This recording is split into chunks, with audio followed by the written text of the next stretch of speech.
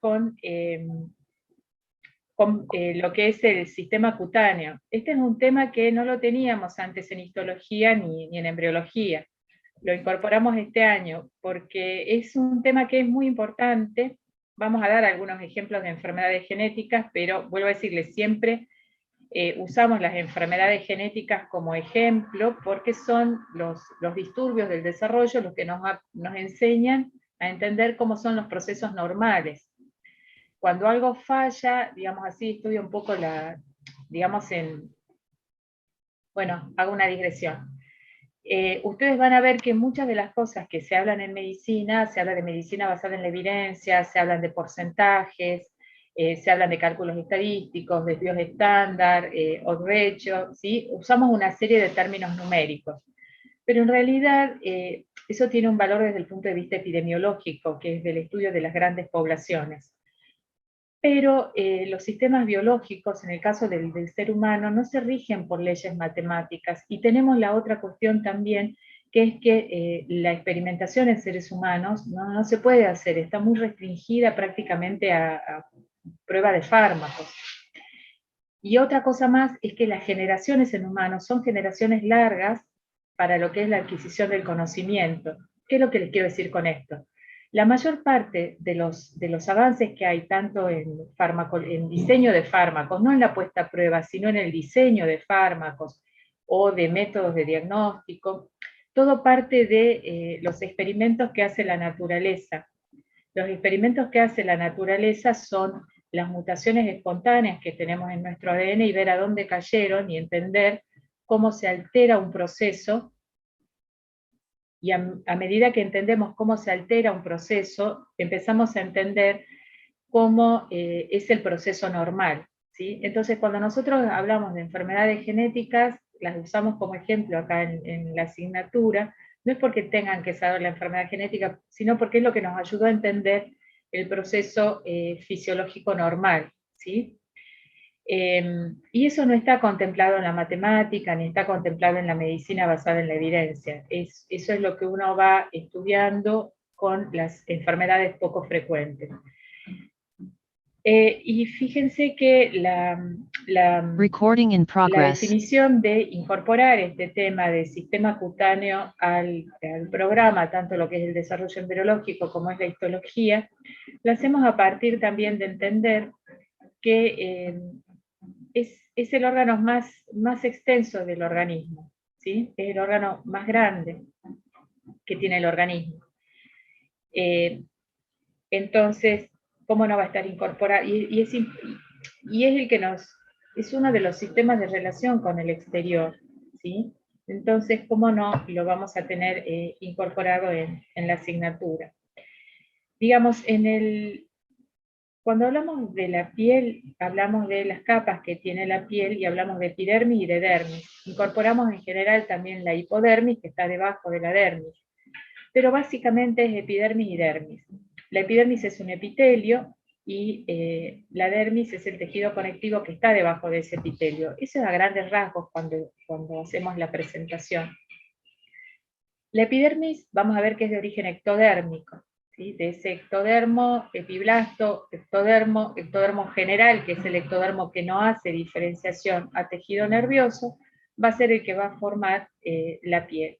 Acuérdense que primero es un epitelio plano, es un epitelio no plano, perdón, es un epitelio cilíndrico, el epiblasto, y gradualmente se va a diferenciar en ese epitelio estratificado que aprendimos a conocer en la piel. Esta diferenciación se hace durante el desarrollo embrionario.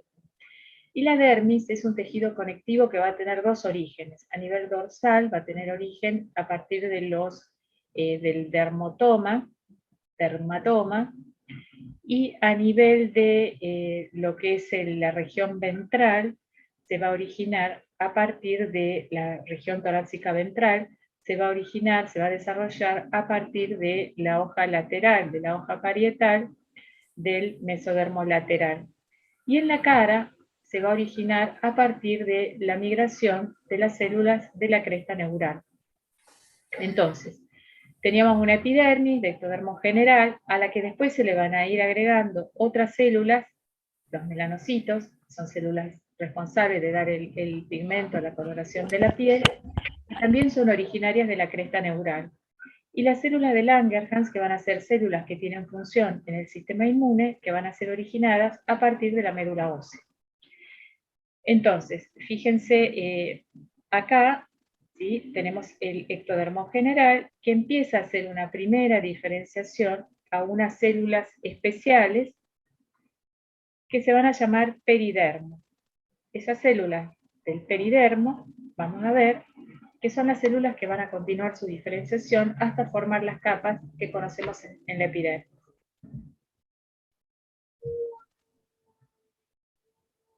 Bueno, entonces habíamos dicho que después de la neurulación, el ectodermo, que tenía una sola capa de células, que eran células cilíndricas, va a formar una capa externa de epitelio escamoso, especial ahora, que se va a llamar peridermo.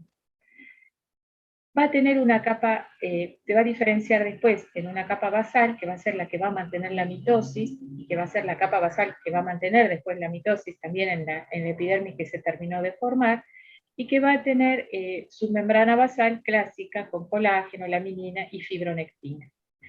Las células estas del peridermo se van a ir desprendiendo gradualmente en el líquido amniótico y se va a esperar que para la semana 21 se haya desprendido ya por completo. Cuando hacemos los estudios genéticos de células del líquido amniótico, y son células que tienen capacidad mitótica, son generalmente, vamos a tener células del peridermo y algunas células basales.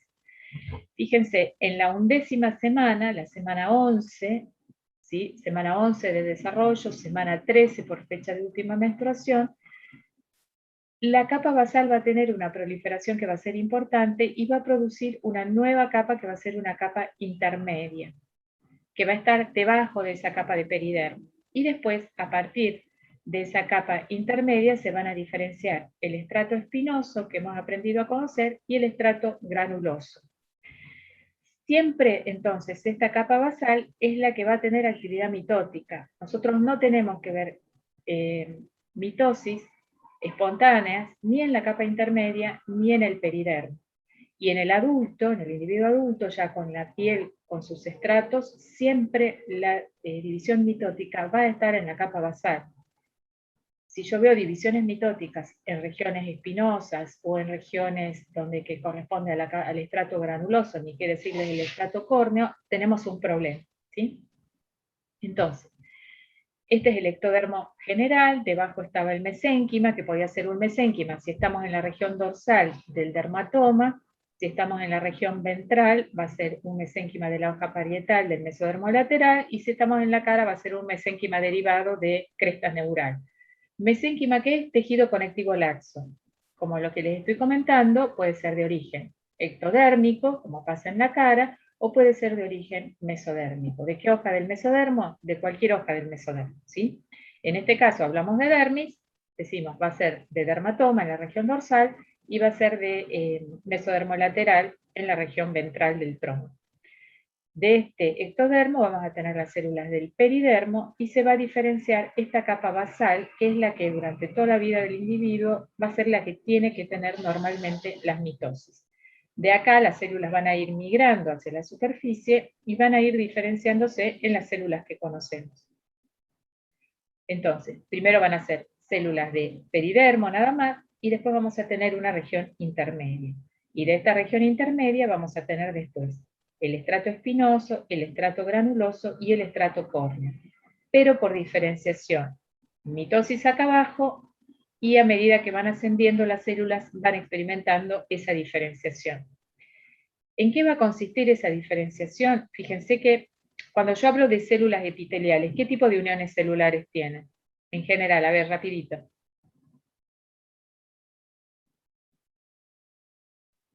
A ver. Uniones estrechas.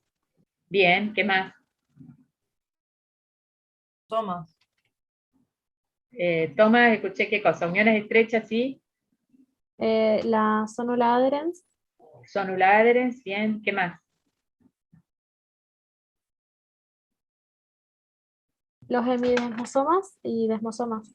Desmosomas, ¿sí? Esas son las uniones entre las células. Y los hemidesmosomas lo vamos a tener entre la célula y la membrana basal.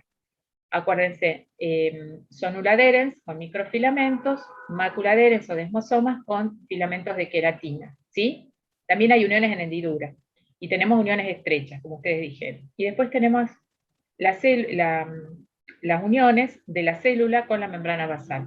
Pregunta siguiente, ¿cómo hago para que una célula experimente este movimiento de ascenso y de diferenciación? ¿Qué cosas tienen que pasar?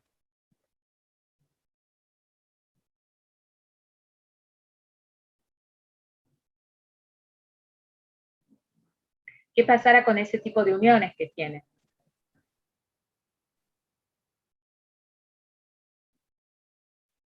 Profe, ¿puede ser que vayan disminuyendo las uniones? Exactamente. Va a perder, la primera unión que tiene que perder es la unión de la célula con la matriz extracelular, ¿sí? O sea, todo tiene que modificar su patrón de fibronectinas, de integrinas y de laminina. ¿Por qué? Porque tiene que, también para la mitosis, acuérdense que pierde las uniones intercelulares, ¿sí? Entonces, pierde la unión intercelular, se reproduce y cuando hace esta reproducción, para experimentar este movimiento de ascenso, va cambiando sus moléculas de adhesión y va cambiando el tipo de unión intercelular que va a establecer con las células vecinas. Todo este proceso está muy regulado, ¿sí?, por las células vecinas. ¿Me siguen? O sea, tienen que tener una señal para proliferar, tienen que tener una señal para que el ADN deje de expresar esas proteínas de adhesión que expresaba y exprese proteínas de adhesión nuevas, diferentes de las que venía expresando hasta este momento. ¿Sí? ¿Me siguen hasta ahí? Todo muy regulado, de manera tal que mitosis en las capas basales y después las células van diferenciándose. Cuando decimos que las células se diferencian, estamos diciendo que expresa distintos genes. Fíjense que no me cambia el ADN, nunca cambié el ADN. Lo que hago es cambiar el set de genes que se están expresando. Entonces, voy a tener un patrón, por ejemplo, de queratinas, porque es un tipo de unión que se, digamos, desaparece cuando la célula entra en mitosis e inmediatamente se vuelve a reconstituir. De hecho, el desmosoma es muy característico del estrato que sigue, que es el estrato espinoso, ¿sí? Pero lo que voy a ir haciendo es cambiando el patrón de caderinas, por ejemplo. Entonces voy a tener un patrón de caderinas, un patrón de queratinas, perdón, diferente en la región basal que en el estrato espinoso. Y va a ser también diferente del que voy a expresar en el estrato córneo. Fíjense qué cambio, no digo cambios de ADN, sino que digo cambios en las proteínas que se expresan. Y estos cambios en las proteínas que se expresan se producen porque hay encendido y apagados de genes en el ADN. Y ese encendido y apagado de genes en el ADN van a ser propiciados por señales que van a venir de las células vecinas, que le van a decir a estas células de la piel, del estrato basal, bueno, ahora te duplicás, ahora te diferenciás, ¿sí? Entonces ahí tenemos factores de crecimiento que no son otra cosa que señales entre célula y célula que van a desencadenar en una cascada de señales desde el receptor de esa señal hacia el interior de la célula. A veces son señales de tipo tirosinquinasa, a veces son señales que involucran el GMP o el AMP cíclico, pero todas van a terminar en una señal en el núcleo que encienda y apague genes. ¿Me siguen cómo es el proceso? Conceptualmente. Sí, profe. ¿Sí? Entonces, cuando yo encuentro mitosis, por ejemplo, en el estrato intermedio, ¿sí?, algo funciona mal, alguna señal funcionó mal, o la célula recibió mal la señal, y entonces lo que debiera suceder es que esa célula se muera. Si esa célula no se muere, voy a tener, capaz que tengo el desarrollo de un tumor. Bien. Esta regulación entonces se va estableciendo desde la vida embrionaria.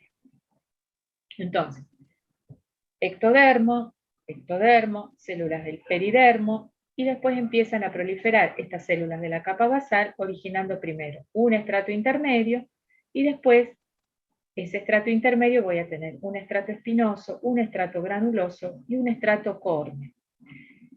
¿Qué voy a diferenciar? Que las mitosis siempre son en la región basal y la célula va a experimentar un movimiento de ascenso hacia la superficie con diferenciaciones que se van a notar en el patrón de caderinas, de uniones intercelulares, en el patrón de queratinas que va estableciendo la célula. Ahora lo vemos. Entonces, esto es con una microscopía electrónica de transferencia. Acá tenemos el estrato basal o estrato germinal, y acá vamos a tener cómo se van agregando el estrato córneo, el estrato granuloso, el estrato espinoso, y acá tenemos el peridermo. Primero es muy finito, pero a medida que avanza el desarrollo, estas capas, fíjense, en el adulto son las capas que nosotros conocemos, y a las 24 semanas son las mismas capas que conocemos, pero la altura es menor. Bien, acá tenemos el estrato basal, el estrato espinoso, el estrato granuloso, el estrato córneo con su capa córnea. Esto es del adulto.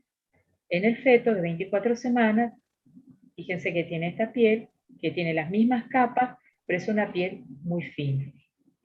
Entonces, acá para remarcarle que inicialmente tenemos en las regiones más basales queratinas 14 y 5, y en las regiones más superficiales vamos a tener queratina 1 y 10. Y vamos a tener distinto patrón de proteínas asociadas a la queratina, que van a ir haciendo que la organización que tengan estos filamentos de queratina sean diferentes en las células del estrato basal con respecto a las células del estrato córneo. Bueno, en este esquemita es de Carson, si no recuerdo mal, lo que vemos es el estrato basal donde tenemos mitosis, las uniones intercelulares que ustedes mencionaron. Fíjense, acá tenemos el hemidesmosoma que ustedes mencionaron antes, que regula la unión permite la unión con la membrana basal. Cuando esta célula entra en mitosis, va a experimentar después un movimiento de ascenso. Primero vamos a tener el estrato espinoso, donde son muy notorios los desmosomas. Por eso se le llama estrato espinoso, porque cuando se veían a la microscopía, las células se retraían y permanecían unidas por los desmosomas. Es el aspecto en espina que le da su nombre. Y después tenemos el estrato granuloso, porque las células cambian esas queratinas, que eran como haces de queratinas, cambian las moléculas, las proteínas que hacen la organización de la queratina, las proteínas asociadas a estos filamentos intermedios, y acá conforman gránulos. Entonces este estrato tiene desmosomas, sí, pero no es lo que predomina. Lo más notorio de estas células son esos gránulos de la queratina, que está organizada como en gránulos, con proteínas que tienen histidina y grupos sulfatos, hacen esa conformación en gránulos.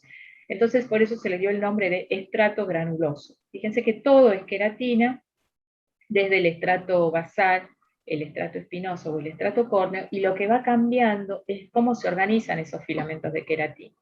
Acá son haces y acá son gránulos. Y finalmente vamos a tener el estrato granuloso, que es la célula más diferenciada que tiene la epidermis, porque son células que van perdiendo gradualmente sus organelas, llegan a perder el núcleo, pero su organización interna tiene haces de queratina, y la célula se vuelve una célula plana. Entonces, ¿qué va a tener este estrato córneo? Queratina, que es la que le va a dar la resistencia a la piel, pero va a tener también,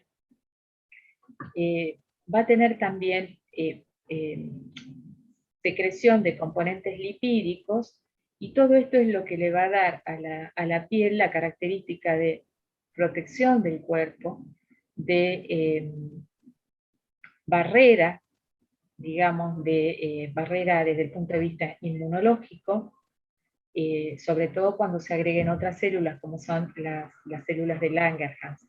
Y también cuando se incorporen los melanocitos, vamos a tener una protección también contra las radiaciones solares y las radiaciones ambientales. Todo este desarrollo de la epidermis se hace por señales que vienen de las células vecinas y también por señales que vienen de la dermis. Fíjense que no es lo mismo, por ejemplo, la piel de la palma de las manos, que tiene una capa córnea que es más importante, a lo que es la de la mejilla, o lo que es la del dorso del cuerpo. Son epidermis que tienen características diferentes, y todo esto va a estar dado por la interacción entre el mesénquima de la dermis y el ectodermo de la epidermis. Hay señales en un sentido y en otro sentido, ¿sí? Lo normal es que pasemos más o menos en un mes, en 4 semanas, una célula que tiene mitosis en la capa basal, que en 4 semanas se esté descamando como una célula del estrato córneo. Cuando esta descamación se acelera, la piel aparece como con costras y aparece, es una epidermis más fina, que es lo que vemos, por ejemplo, en el caso de la psoriasis, por ejemplo, donde hay una aceleración de este proceso de división celular y la piel se descama con mucha velocidad. Bueno, pasamos de acá. Entonces, este movimiento de la epidermis es el que también tenemos que observar, por ejemplo, cuando hablamos del estrato, cuando hablamos del epitelio del cuello del útero, por ejemplo, ¿sí? Uno tiene que ver mitosis siempre en la zona basal, y cuando ve mitosis en otro lugar, va hablando de distintos grados de desdiferenciación o de atipía, que le llamamos del epitelio, ¿sí? Hasta llegar a que si la mitosis y la alteración de la proliferación celular está en todo el epitelio, decimos que es una neoplasia in situ. Cuando está en estratos intermedios, se habla de distintos grados de displasia, o términos SIN que se conocen ahora, ¿sí? Bueno, entonces, a medida que las células del estrato espinoso se mueven hacia el estrato granuloso, van cambiando las proteínas de cubierta de las células, son intracelulares como loricina y emboplaquina, que junto con la involucrina van a recubrir la superficie interna de la membrana plasmática. Este era un poco lo que decía, va cambiando el patrón de expresión de proteínas y va cambiando el patrón de organización de los filamentos de queratina con, por ejemplo, la filagrina.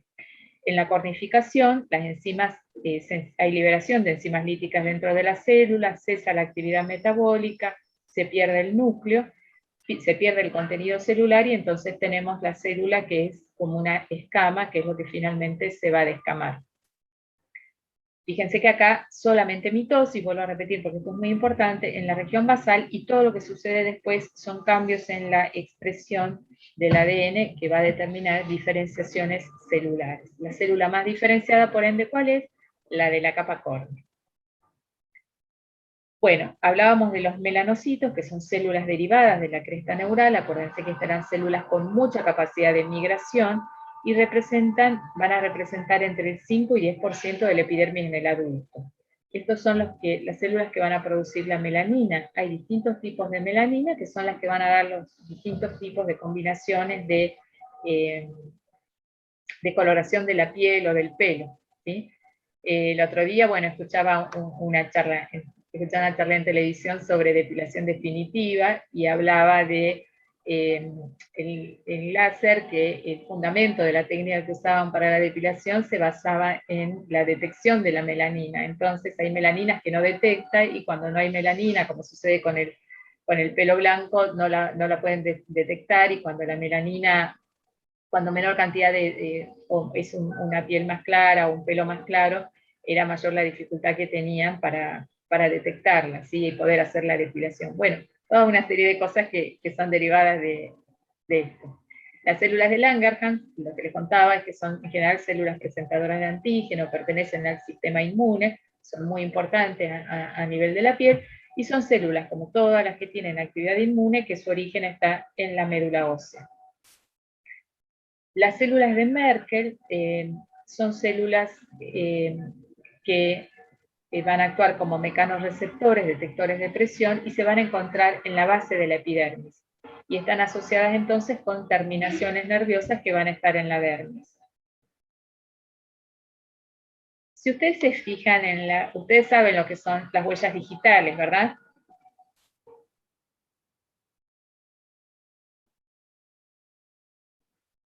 A ver, ¿saben lo que son las huellas digitales? Sí, profe, son los pliegues que tenemos en la piel. O sea, no sé cómo explicarlo por ahí mejor. Sí, son esos, son rebordes que tenemos en la piel, ¿sí? Tienen una característica, están en toda la piel, ¿sí? Toda la piel, están en el tronco, en las pestañas, no, en los párpados, ¿sí? En todo lo que es piel tenemos esas crestas. O sea, cuando la vemos desde el lado epidérmico son crestas epidérmicas, cuando la vemos desde el lado de la dermis son como papilas, ¿sí? Lo que en un lado es elevación, en el otro lado es una curva en el otro sentido. Entonces, son muy prominentes, las podemos ver inclusive a simple vista en lo que es piel gruesa, es decir, palmas y plantas. La característica que tienen es que el patrón se adquiere también durante la etapa embrionaria y se mantiene durante toda la vida del individuo. Lo que puede pasar es que uno las desgaste, por ejemplo, no sé, ahora supongo que el dedo, vamos a tener problemas con el dedo pulgar con el tiempo por el uso de las pantallas táctiles, de los celulares, por ejemplo, pero o cuando uno trabaja en ácidos, o con sustancias así que son muy exfoliantes. Pero el patrón en sí es un patrón que se mantiene toda la vida y es propio de cada individuo. Por eso, se usa para la identificación de los individuos. Por ejemplo, cuando recién nacen se usa la patita, que es la que tiene más definido y es más fácil tomar la huella, y después en la vida adulta vamos tomando las huellas dactilares, o sea, las huellas dactilares de los dedos de las manos, ¿sí?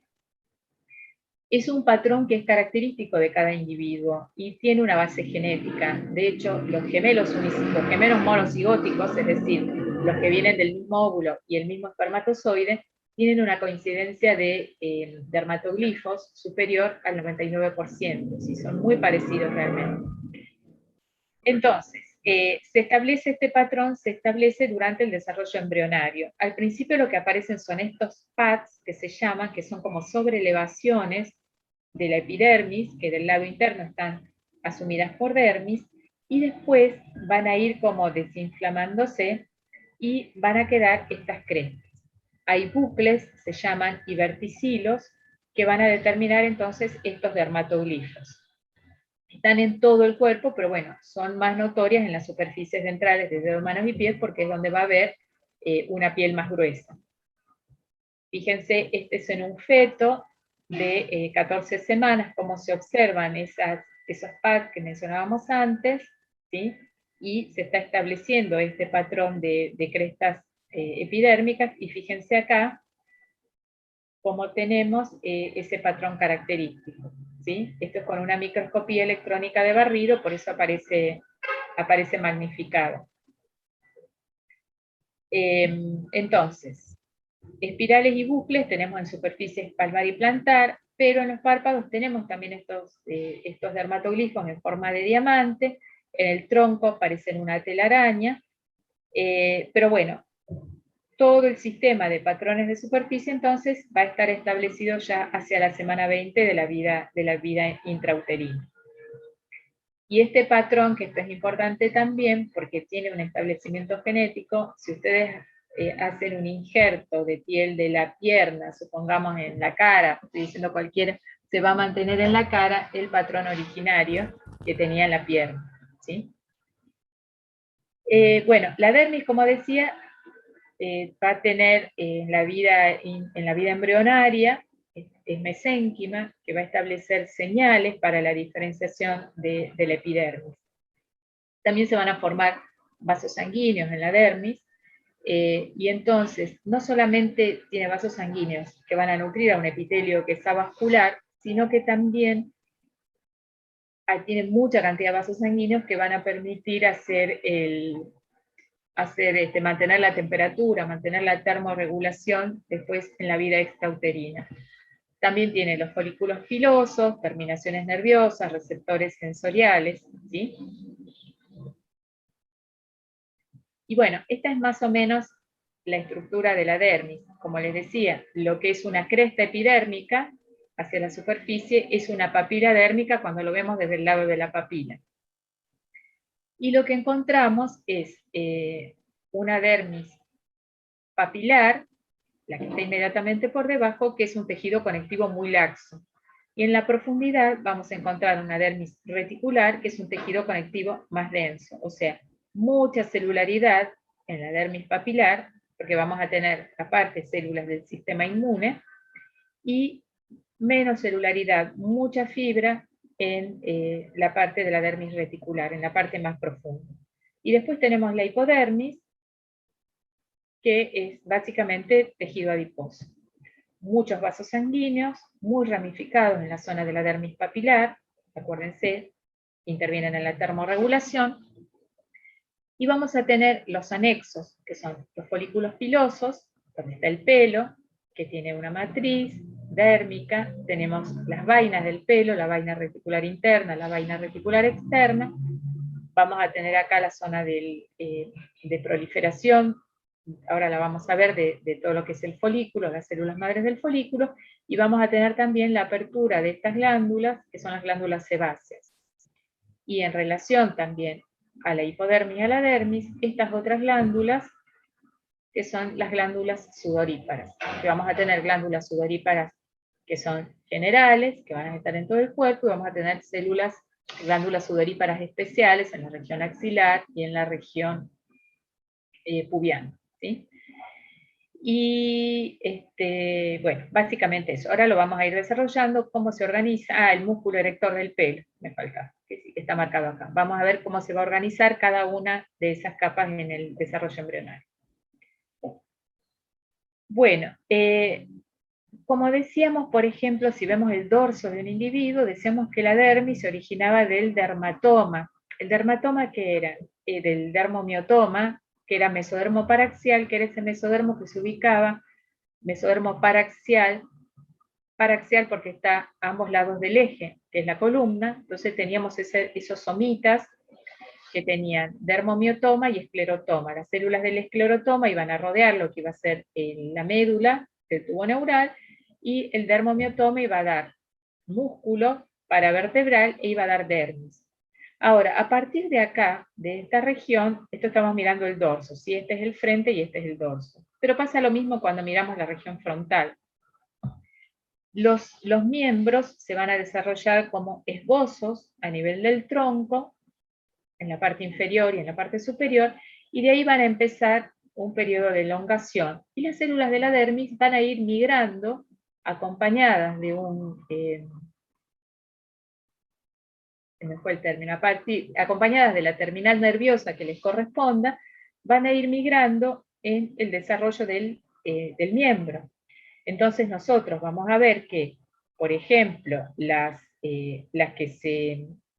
sensibilidad, la motricidad del primer dedo del pie, si ustedes hacen el movimiento de ascenso, lo vamos a encontrar a nivel del plexo sacro, ¿sí?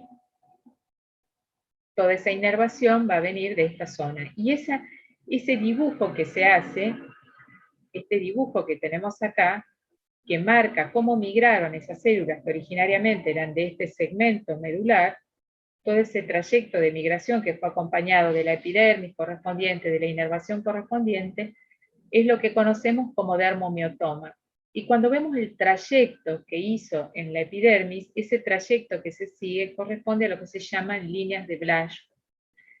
De Blaschko porque fue el que las describió. Habitualmente, si nosotros lo vemos, vemos la piel, no las vamos a distinguir, pero cuando hay trastorno de la pigmentación, que son el mosaico, es decir, que afectaron a unas células sí y a otras no, podemos ver como trastornos de pigmentación que van siguiendo las líneas de migración de esas células del dermomiotoma que originó todo este derivado. Esto es lo que se llaman líneas de Blaschko, ¿sí? Pueden tener forma de M o de B. Acá vemos la de B, y la vamos a ver en forma de M, más en la región, cuando la vemos más en la región abdominal, ¿sí? Entonces, esto que marca cómo fueron migrando esas células del dermotoma que tenían una determinada pigmentación versus la otra que tenían otro tipo de pigmentación. Esto a veces no se asocia con nada, pero a veces tiene una asociación con algún trastorno genético, ¿sí? Lo van a ver, esto lo van a ver bastante cuando hagan la parte de medicina general o medicina clínica.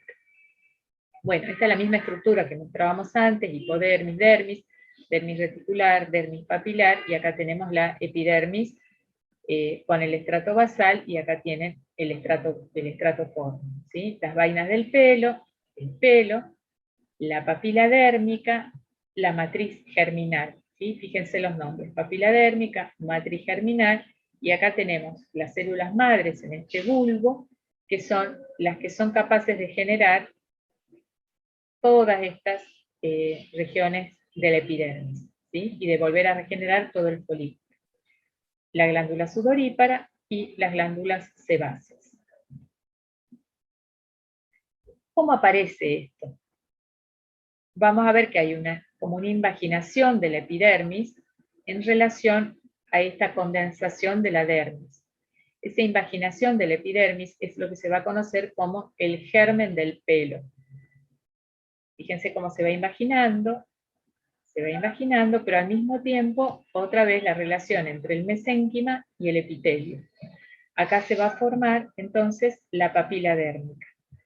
¿Qué es lo que va a pasar después a nivel de la papila dérmica? Vamos a tener que, va a proliferar a manera de una clava, o una clavija de pelo, ¿sí? Y a partir de ahí, las células más superficiales de esta clavija, las de la punta, van a tener un proceso de cornificación especial, que es lo que va a dar origen al pelo propiamente dicho. Como son células cornificadas, las células del pelo son como el estrato córneo de la piel, pero tienen otro tipo de modificaciones, ¿sí? Pero son células sin núcleo. Por eso cuando uno dice, bueno, tengo pelos para hacer un estudio genético de ADN, no podemos hacer estudios genéticos del pelo, porque el pelo no tiene núcleo, no tiene ADN. ¿Sí? Eso sería el equivalente a la capa córnea de la piel. Sí se puede hacer un estudio de ADN si conservo la parte del folículo piloso, porque ahí tengo células de la dermis y voy a tener células de la epidermis antes que hagan su diferenciación en esa clavija. Y las células de los laterales de este canal del folículo piloso son las que van a formar la vaina radicular interna y la vaina radicular externa. ¿Sí? Fíjense acá, este esquemita es un poquito más claro, acá tengo las células de la epidermis, las células de la dermis, que hacen una inducción especial, acá se condensan y van a formar la papila dérmica, y por inducción de esta papila dérmica se produce esta clavija, que es la raíz del pelo. Las células de la punta de la raíz del pelo son las que van a sufrir un tipo de queratinización especial para formar el pelo propiamente dicho. Del mesénquima circundante, ¿se puede poner en la ropa el tatuaje, sabía? Del mesénquima circundante se va a formar, a ver, del mesénquima circundante, perdón, se me fue. Uy, se me fue todo, denme un segundo. Ahí volvemos. Del mesénquima circundante, entonces, se va a formar, creo que era esta. Sí. Del mesénquima circundante se va a formar entonces, por una condensación, el músculo erector del pelo. A partir de este canal del folículo piloso, se va a formar la glándula sebácea, y acá van a estar las células de reserva, las células madres, que son capaces de reconstituir el folículo piloso. Repasando entonces. Invaginación de epidermis, papila dérmica que induce a la epidermis, se forma la clavija del pelo o la raíz del pelo, el canal va a formar la vaina radicular interna y la vaina radicular externa, se va a vaginar para formar las glándulas sebáceas, y la raíz del pelo lo que va a tener es un proceso de queratinización especial para formar el pelo. Otra vez, los melanocitos que van a estar en las células del canal epidérmico son las que le van a proporcionar la melanina al pelo. Ahora fíjense, este pelo, les decía, no tiene ADN, no tiene núcleo, sufre una cornificación especial. ¿Qué podemos hacer con un shampoo de colágeno? Para mejorar el pelo. ¿Alguien me contesta? Yo creo que no hace mucho. Nada. Sí, fíjense que puede decir, bueno, a ver, los masajes sí, porque vamos a mejorar la vascularización y vamos a mejorar la nutrición, ¿sí? Estoy hablando en el plano teórico, tendría que funcionar, ¿sí? Mejoro la vascularización, mejoro la irrigación, cuando tengo más oxígeno, circula mejor. Las vitaminas y por ahí sí. Seguramente si la persona tiene anemia, vamos a tener un folículo que va a funcionar menos, porque todo lo que es falta de oxígeno, la anemia ocasiona falta de oxígeno, vamos a tener disminución del crecimiento.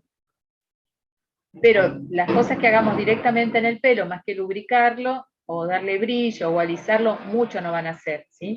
Si hacemos alisados con formol, claramente el formol es liposoluble, o sea, es capaz de atravesar las capas de la piel y puede ser perjudicial para el folículo o esta zona donde tenemos las células madres. Dos cosas. El pelo pasa por una fase anágena, que es una fase de crecimiento, esto nos pasa a todos, una fase anágena que es de crecimiento, después hay una regresión del folículo piloso, y después terminamos en lo que es una fase de reposo y el desprendimiento del pelo, ¿sí? O sea, esto es un proceso fisiológico, es un proceso normal. Puede ser que bajo determinadas circunstancias predomine la fase de caída del pelo, sí. Por ejemplo, porque el comportamiento de esta papila depende de la localización del cuerpo, donde se encuentre el pelo, y depende también de, por ejemplo, los factores hormonales, ¿sí? Por eso tampoco el pelo de recién nacido es un pelo definitivo, cambia de color, cambia la forma. No es lo mismo el pelo de un bebé que el pelo de un adolescente o que el pelo de un adulto, ¿sí? O sea, están las señales que van a venir de acá son muy importantes para todo el desarrollo, ¿sí? No es lo mismo el pelo de un varón que el pelo de una mujer, no son lo mismo las glándulas sebáceas en el varón que en la mujer, o sea, hay una dependencia también de factores que son hormonales. Los factores hormonales otra vez vienen del campo de la genética. Hay factores individuales también que juegan acá, hay personas que tienen una genética que en determinada edad va a predominar la caída del pelo, ¿sí? Con respecto al crecimiento. Bueno, todo eso está regulado a este nivel, ¿sí? Otra vez, estudios genéticos de pelo, salvo que veamos algo de ADN mitocondrial, no se pueden hacer, necesitamos siempre donde haya células, que es la parte del bulbo. Bueno, las glándulas sebáceas producen entonces sebo graso que lubrica la piel y el cabello. Estas glándulas se forman, ya lo mostramos, como divertículos de los tallos del folículo piloso, y las vamos a ver por primera vez alrededor de las 4 semanas después que el germen del cabello empieza a alargarse. Son muy activas estas glándulas sebáceas en el feto, de hecho, por las características de impermeabilizar la piel, y el feto a veces cuando nace tiene como una capa de grasa importante, que es lo que se llama el unto sebáceo o el vernis gaseoso, que es prácticamente como grasa que recubre la piel, que hay que dejarla e ir quitándola, se va cayendo sola con los días. Después se vuelven inactivas y en la pubertad empiezan a secretar de nuevo grandes cantidades de sebo en relación también a los esteroides, a las hormonas. Estas son las que en general pueden dar el tema del acné, que es tan común en los adolescentes. Y las glándulas sudoríparas, fíjense que este es el mecanismo por el cual se forman todas las glándulas. Si yo les digo cómo se forma el hígado, bueno, es una evaginación del intestino primitivo sobre el epiplón menor y sobre el septum transversum, que después, en el caso del hígado, se empieza a ramificar. En el caso de las glándulas sudoríparas, lo que va a tener es una glándula tubular que se va a enrollar sobre sí misma. Por eso cuando vemos un corte de piel, la glándula sudorípara aparecen como muchos circulitos con un epitelio en general cuboideo. Aparecen como entonces crecimientos alargados hacia abajo en la epidermis, va hacia la dermis, aproximadamente a las 20 semanas de desarrollo. Las células externas van a tener acá una capa de músculo liso, que van a ser células mioepiteliales, que cuando se contraigan van a ayudar a la expulsión de la secreción. Tenemos glándulas apócrinas y vamos a tener glándulas ecrinas. Las apocrinas no están ramificadas, son muy enrolladas y son las que vamos a ver en la proximidad de los folículos pilosos. Son las que vamos a ver en la mayor parte del cuerpo, desaparecen, digamos, al poco tiempo después del desarrollo fetal, pero otra vez empiezan a aparecer posteriormente. Comienzan, la vamos a ver en el monte púbico, en el prepucio, en el escroto, en las axilas, en los labios menores, y producen una mezcla de secreciones que se modifican con la actividad bacteriana, ¿sí? Tienen un tipo de secreción donde pequeñas porciones de las vesículas que contienen citoplasma se desprenden y se liberan en la luz de las glándulas. Estos olores en los animales, incluyéndolos en nosotros, tienen relación, fíjense en los lugares que está, y a partir de la pubertad, tienen relación con la actividad sexual. Nosotros, como estamos con toda una adaptación social, tendemos a ocultar esos olores con los desodorantes, los perfumes y obviamente la limpieza, ¿sí? Pero fíjense que aparece en la pubertad en relación con la adquisición ya de capacidad reproductiva. Y las ecrinas aparecen alrededor de las 20 semanas, también el mismo mecanismo, son no ramificadas, más enrolladas todavía. Las células centrales van a formar la luz de la glándula, las periféricas, como dijimos, van a dar las células secretoras y las células con actividad mioepitelial, que van a ser mioepiteliales, están inervadas por células simpáticas y son las que producen el sudor común. Secretan el líquido directamente a través de la membrana plasmática, es una secreción ecrina. Están en toda la superficie del cuerpo, menos en las zonas que mencionamos anteriormente. Entonces, estas son las que producen la sudoración común, a veces en relación al estrés, por eso se remarca la inervación que tienen por el sistema simpático. Y las glándulas mamarias son glándulas sudoríparas modificadas. Van a ser el mismo mecanismo, ¿sí? Una invaginación, como el que vemos acá, pero vamos a ver que se van a ramificar. Esperen que veamos acá, es más fácil acá. Les puse el texto para que les quede a ustedes para después leerlo, pero fíjense que es un engrosamiento, acá tenemos la yema, pero en lugar de, es una glándula modificada, en lugar de enrollarse muchas veces sobre sí misma, lo que hace son pliegues secundarios y se empieza a ramificar. Y acá vamos a tener los conductos galactóforos. Obviamente, la glándula tiene cierto, después va a tener acinos que van a salir de estos conductos, va a tener actividad de la glándula cuando tenga el estímulo hormonal. Entonces, a veces, porque las hormonas maternas pasan la placenta, acuérdense que son membranas liposolubles, el recién nacido o la recién nacida pueden tener ingurgitación de las glándulas mamarias, y de hecho puede haber producción de leche, ¿sí?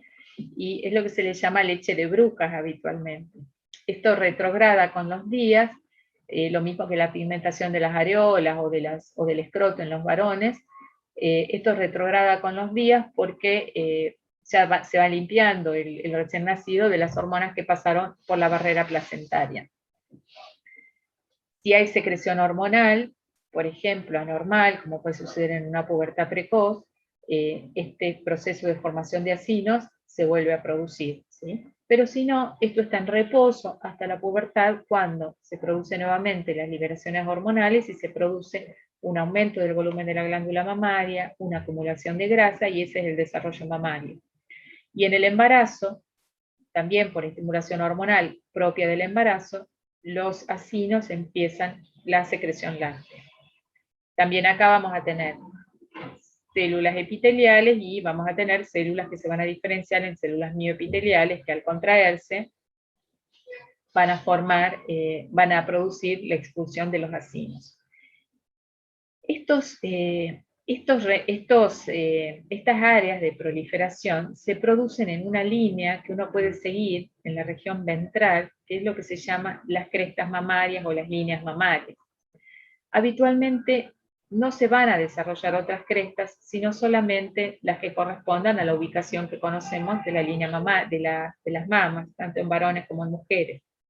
Pero a veces pueden persistir, estos desarrollos en algunos otros puntos, y originar realmente varias mamas, como sucede en los animales.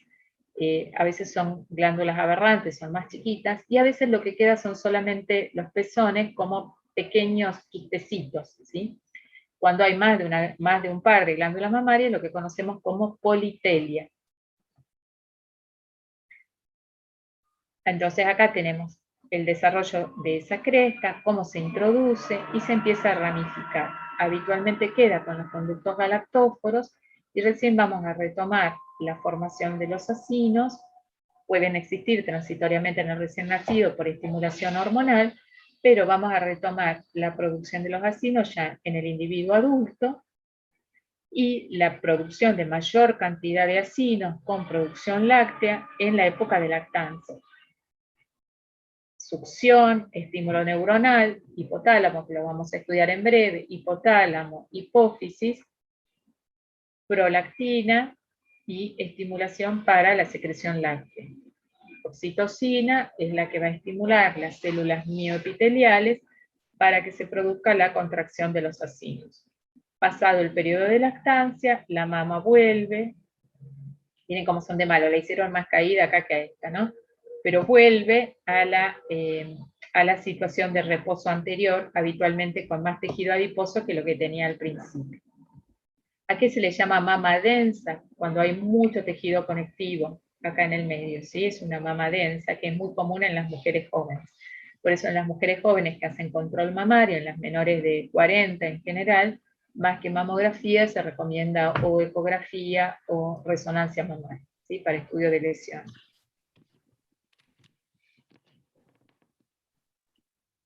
Bueno, y las uñas también van a aparecer como engrosamientos epidérmicos cerca del extremo distal del lado dorsal de los dedos, que se forman aproximadamente a las 10 semanas en los dedos de las manos y un par de semanitas después en los dedos de los pies.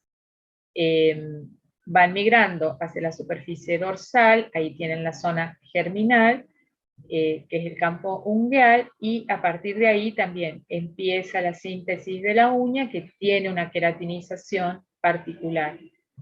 Cuando hay displasias ectodérmicas o trastornos en la formación de uniones intercelulares en las células epiteliales, habitualmente hay alteraciones en la forma de la uña, hay alteraciones en la forma en el pelo, y hay alteraciones también dentarias, ¿sí?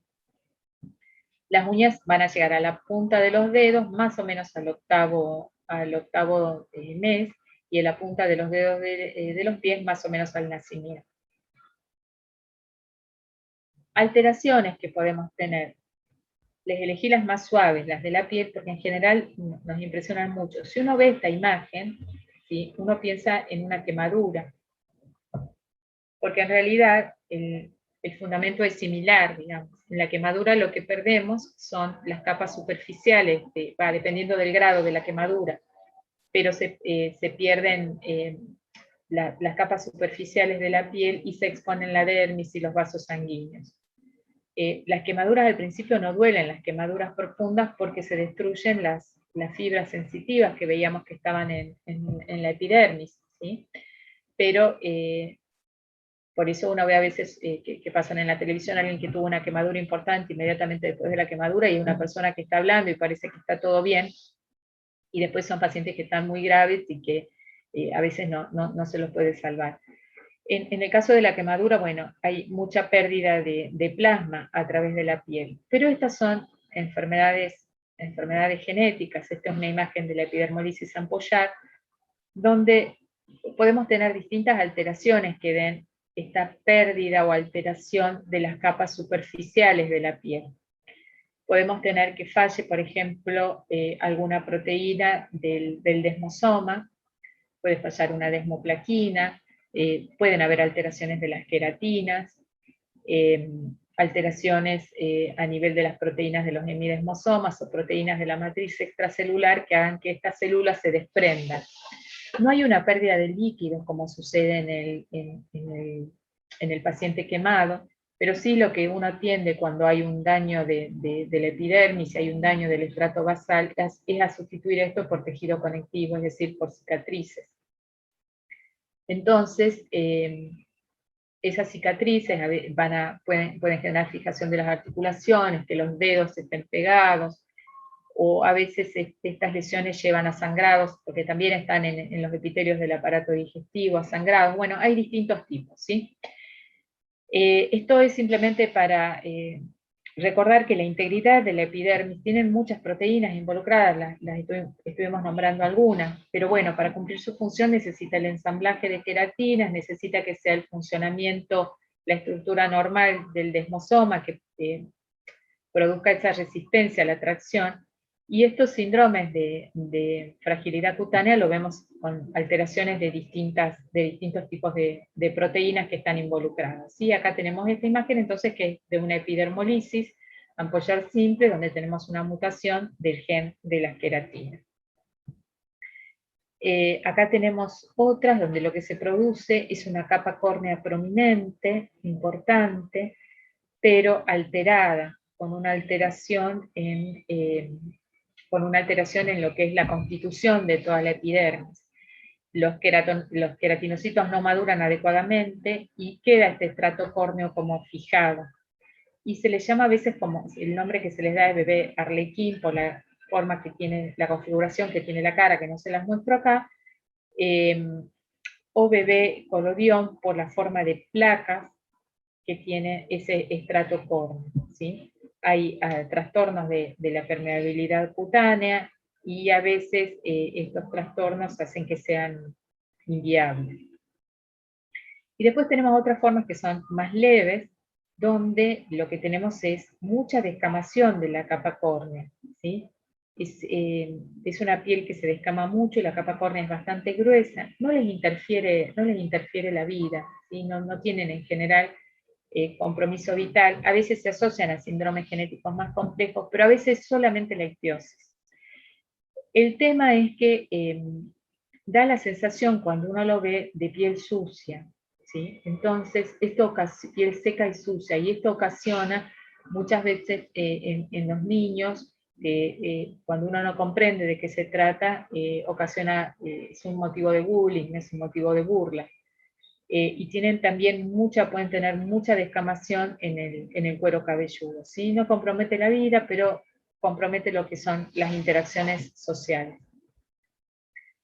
Después esto también lo deben haber visto, que son cuando tenemos una hiperlaxitud cutánea en general vinculada con una alteración de los colágenos, y esta hiperlaxitud cutánea a veces se acompaña de hiperlaxitud articular, como vemos acá, con la formación de cicatrices queloideas, que son cicatrices anormales ante estímulos sencillos.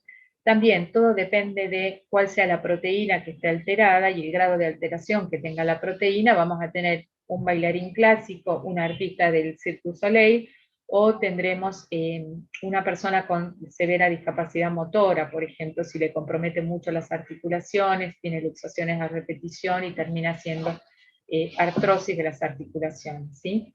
Como ejemplo de esto están los síndromes de Lerner, los que vuelvo a decir, son un montón, no es que sea uno. Hay una forma que es vascular, por ejemplo, que afecta al colágeno que forma la pared de los vasos sanguíneos, pero que no tiene ni hiperlaxitud, ni trastorno cutáneo, ni nada. Tiene los trastornos netamente vasculares, donde los vasos sanguíneos no tienen esa capacidad de estirarse y de volver a acomodarse, y entonces lleva a la dilatación de vasos sanguíneos, que es irreversible, ¿sí? Entonces esto también, alteraciones entonces de estas proteínas cutáneas. Bueno, acá terminamos, me quedó la última sin cerrar. Bueno, entonces, ¿qué hicimos acá? Repasamos lo que es la histología de la piel y repasamos cómo es el desarrollo de la piel.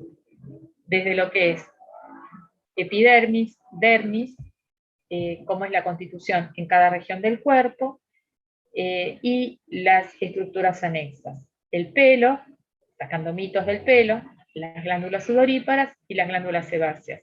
Y después, como para reforzar, después lo vamos a volver a ver cuando veamos genética y cáncer, la importancia de estas uniones intercelulares en lo que es el mantenimiento de la fisiología normal de la piel. Y cómo las alteraciones genéticas nos sirven fundamentalmente para entender los procesos fisiológicos normales. ¿Preguntas? ¿Dudas? ¿Algo que nos pueda ayudar? Profe, Sí. No tiene mucho que ver, la verdad, con el tema, pero... A ver, pregúntenme. No tiene que ver. Cuando mencionó lo de colágeno, lo del shampoo con colágeno, se me vino un pensamiento a la cabeza. En las farmacias se vende el colágeno en pastillas, en polvo, Sí. ¿no? Para, supuestamente, no sé, te lo venden, o supuestamente con la idea de para las articulaciones, para la piel, todo eso. Sí. Yo estaba viendo, ¿no? Y tengo un tío que lo está tomando y supuestamente le está haciendo bien, tengo otras personas también que le está haciendo bien. Yo pensaba por ahí que es placebo, sobre todo en este caso. Considerando, bueno, que la proteína del colágeno se degrada en el estómago.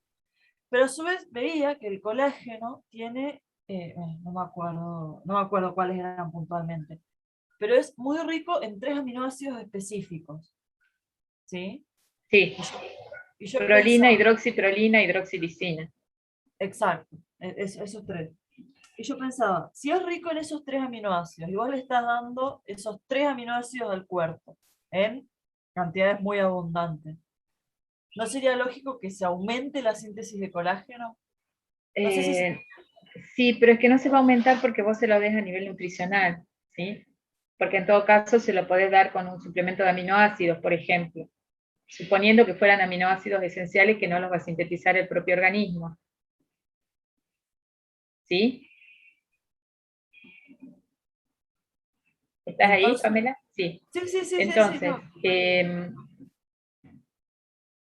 sí, estamos suponiendo eso. Si vos me preguntás ahí, uno, digamos, a nivel poblacional, si uno revisa lo que es la medicina basada en evidencia, no vamos a encontrar nada. Bien. Hasta ahí. Eso es lo que yo te puedo decir, ¿sí? Si vos inyectás el colágeno, que es lo que se hace, por ejemplo, uno lo menciona, inyecciones de colágeno para razones estéticas, pero también pueden ser usadas como en medicina reparadora. Ahí sí, porque vos lo inyectás directamente en la matriz extracelular y vos sabés que va a producir un efecto en esa matriz extracelular, o cuando se inyecta hialuronano, por ejemplo. Uno lo ve mucho en estética, pero en realidad todo esto surge de lo que es la cirugía reparadora, ¿sí? Tiene su utilidad. Ahora, cuando uno es una proteína que se va a degradar en el aparato digestivo, ahí es un poco más complejo asignarle alguna utilidad. De todas maneras, como cuando uno lo busca los fármacos, yo no lo busco hace mucho, pero cuando uno lo busca como ingesta, no encuentra que haya trabajos así reglados que muestren que hay beneficios. Si vos le preguntas a las personas, en general todos te dicen que sienten beneficios con el uso, ¿sí? Será placebo o no, lo dicen. Si vos en general lo ves también que no tienen cobertura de las obras sociales, fundamentalmente por lo que hablábamos antes, que no hay trabajos de investigación que respalden el uso. ¿Sí? Entonces, bueno, yo nunca te voy a decir nada que no, lo que te voy a decir es que por ahí habría que encontrarle cuál es el fundamento y poder demostrarlo, porque cosas que parecían muy locas, después con el tiempo se encuentra que había una explicación o había una respuesta. Digamos, como que falta indagación, por así decirlo. Exactamente. En general, eso es lo que yo te puedo decir a la fecha. No lo he revisado en el último tiempo, pero no había trabajos así hechos que respaldar. ¿Sí? Por eso no tienen cobertura y en general la gente los pacientes los terminan pagando. Sí hay para los otros usos de colágeno inyectable en medicina reparadora. Shampoo desde ya que no, si eso no lo vamos a encontrar. En shampoo o cremas, ahí no tiene, la verdad que ahí no tiene fundamento, ¿sí? No, Sobre yo, todo digamos, porque, lo que ¿sí? pensé, lo que tenías era como así, como decirlo, a Eh, grosso modo ese razonamiento. Las proteínas se degradarían en el estómago, claro, y sí. esos aminoácidos en abundancia como que no Sí, inducen. lo que pasa es que cuando vos lo sintetizás al colágeno, lo que pones es prolina y pones lisina, ¿sí? Y lo que haces después es hidroxilarla sobre la molécula de colágeno. No es que lo vas a absorber como hidroxiprolina o hidroxilisina. Pero si induce alguna otra cosa, capaz que hay algo que todavía no estemos estudiando, Ok. ¿sí? Por eso yo le dejo porque es cierto, vos le preguntás a las personas que lo usan y todos te remiten, en general todos te remiten a alguna mejoría. Camila, ¿vos querías preguntar algo? Vi la manito. No, ¿O Jeremías? ¿O es mi manito? No, es mi manito. Bueno, ¿alguna otra pregunta?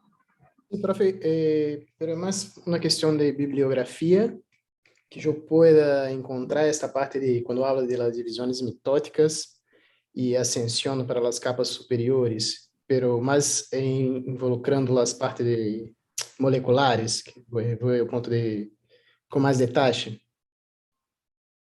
¿Vos querés, ahí yo me perdí, ¿vos querés encontrar con más detalle la parte molecular? Sí, sí, sí. Y ahí podés ver Carson, Eso. ¿sí? Y está Flores también, que tienen bastante actualizados los detalles de la parte molecular. Dale. Bueno, los invito a leer Piel, porque es muy interesante. Para decirles, siempre lo dejamos relegado, ¿sí? Pero es un tema muy interesante y otra vez el órgano más extenso, 140 metros, no sé, equivalentes, tienen una cifra de un órgano sumamente importante en el cuerpo, ¿sí? Así que para todo, para la parte inmunológica, para la parte de protección, ¿sí? Así que bueno, nos vemos la semana que viene, ¿sí? Hasta luego. Gracias, profe. Profe, Gracias, sí. profe, me quedé pensando cuando habló del tema del bulbo, del pelo y del ADN. Si se quisiera hacer una prueba de ADN con un pelo, si no tuviese la raíz, digamos, ¿no se podría hacer? No, no. Podés hacer estudios de ADN mitocondrial con suerte sobre el pelo, ¿sí? Gracias, profe. Pero estudios más profundos necesita siempre el bulbo. Bueno, hasta luego, chicos. Chao. Recording